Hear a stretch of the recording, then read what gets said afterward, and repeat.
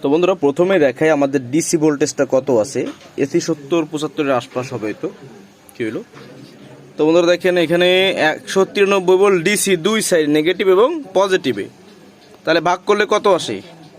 তো দেখুন আপনার ডিসি 96 ভোল্টের মতো আসে এক এক সাইডে, 96 ডিসি।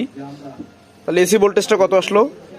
তো এসি আসছে 143, তার মানে 7 দুগুণ 70-72 ভোল্টের মতো এসি ভোল্ট দেওয়া হয়েছে। এখন সার্কিটটা আসলে আমরা 4 ohmসে কানেক্ট করে নিয়েছি অসিলোস্কোপ সহ। এখন আমরা এখানে এম্পিয়ার মিটার রেখেছি। তো এখন দেখবো যে এখানে আমরা কত ওয়াট পেতে পারি ক্লিন। তো এখানে ট্রানজিস্টর লাগানো আছে 16টা। তো আমরা এখানে দেখেন, এখান থেকে ওয়েভ সিগন্যালটা দেখতে হবে। এই যে স্কোয়ার ওয়েভ হচ্ছে আমাদের সাইন ওয়েভ ট্র্যাকটি হবে, ক্লিন সাইন ওয়েভ।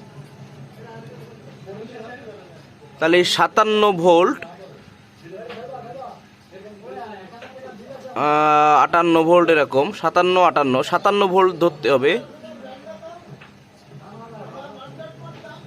57 ভোল্ট 11 কি 12 এম্পিয়ার ধরলাম। তো মাথার এম্পিয়ারটা বাড়ায় নিয়ে ভোল্টেজটা পয়েন্টটা কমায় নিয়ে মোট 12 এম্পিয়ার ধরে দিলাম। আমরা লিগাল ক্লিন আউটপুট পাচ্ছি হচ্ছে আপনার 072 লাগালে 684 ওয়াট। হচ্ছে আপনার এই ইসের থেকে, এই যে 16 ট্রানজিস্টরে। তো আমরা ম্যাক্স দেখবো যে আসলে সর্বোচ্চ কত ওয়াট এটা আমাদের দিতে পারে। দেখতে পাচ্ছেন 72 ভোল্ট প্রায় 15 এম্পিয়ার। তো সর্বোচ্চ কত ওয়াট আসে? তো সর্বোচ্চ 1080 ওয়াট এই সার্কিটটাতে দিতে পারে, নষ্ট হয়ে যাবে। তবে সর্বোচ্চ আমরা 700 ওয়াটের মতো ক্লিন ধরতে পারি অ্যাভারেজ।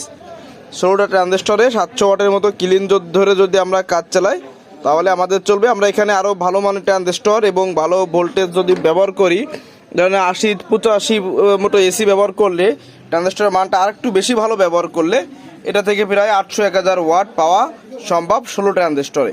তো এখানে যদি আপনি এই যে ভাইয়ের জন্য তৈরি করা হয়েছে, উনি যদি এটাকে আপনার করেন, ভোল্টেজ কম দেন, সেক্ষেত্রে ওয়াট একটু কম পাবেন, ভোল্টেজ বেশি দেন ওয়াট ভালো পাবেন।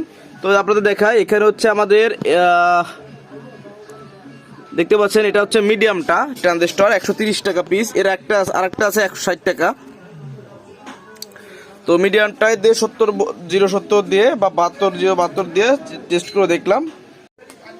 তো বন্ধুরা দেখেন আরোটা সার্কিট আমাদের কাজ চলতেছে। এদের 57.9 ভোল্ট উঠাইছে, এটাই 12.42 এম্পিয়ার। তো দুটো সার্কিটই মোটামুটি টেস্টে সেম রেজাল্ট। সামান্য ব্যবধান ভাই থাকবে, স্বাভাবিক। ট্রানজিস্টর খুব বেশি একটা হিট হয় নাই। আর এটা লোড দিচ্ছে আরও আগে থেকে, এরপর ক্যামেরা বের করেছি, ভিডিও করে তারপর। তো এই হচ্ছে বিষয়। তো অ্যাভারেজলি বোঝা যাচ্ছে যে এটাতে 700 ওয়াট আমরা অ্যাভারেজ ক্লিন পাওয়ার আশা রাখি।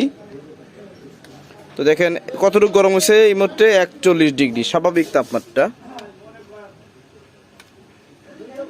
এই